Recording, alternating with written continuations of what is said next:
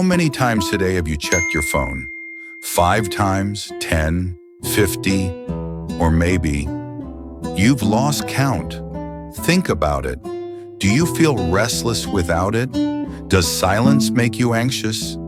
Unless you're scrolling? And when was the last time you went an hour without reaching for that screen? Be honest.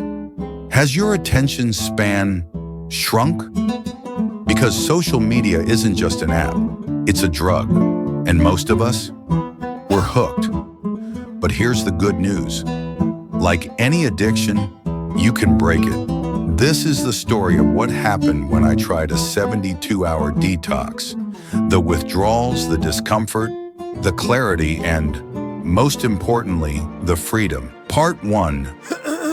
The first 72 hours, 1 to 2:30, Day 1.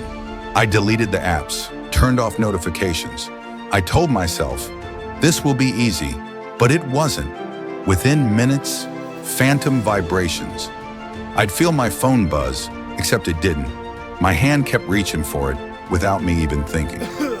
In the grocery store line, I felt awkward. At home, I felt restless. Even brushing my teeth, I caught myself reaching for that phone. That's when it hit me. I wasn't choosing to check my phone. My phone was choosing for me. By the second night, anxiety crept in. What if I miss something? What if people forget about me? What if I fall behind? This wasn't boredom anymore. This was withdrawal. And that's when I realized this thing in my pocket had more control over me than I wanted to admit. Part 2. Rebooting attention, 2:30 to 4. But here's the plot twist. Around day 3, something shifted. I picked up a book, not for 10 seconds, not for a page. I read for half an hour straight. I sat down to work, and I didn't check my phone once. I had a conversation with a friend, and I didn't feel the urge to look away. It felt like my brain was waking up from a coma. And there's science behind it.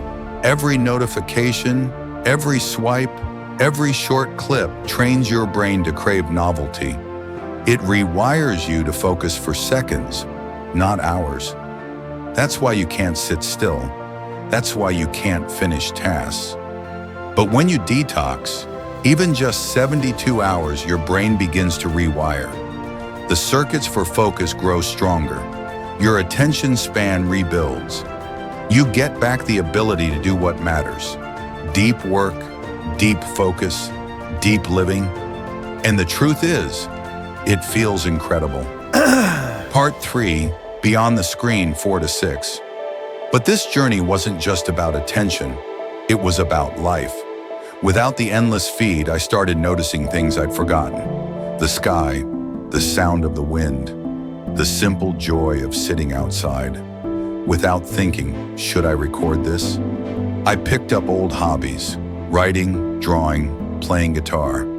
Not for likes, not for clout, but because it felt good. And then came the biggest gift of all, human connection. Dinner with friends, no phones on the table, laughter without filters, moments that weren't staged for anyone online. And something surprising happened. My anxiety dropped. The endless comparisons, the FOMO, the constant need to measure myself against someone else's highlight reel disappeared. I wasn't chasing someone else's life anymore. I was living my own. So let me ask you again, how many times a day do you check your phone? Do you feel restless without it?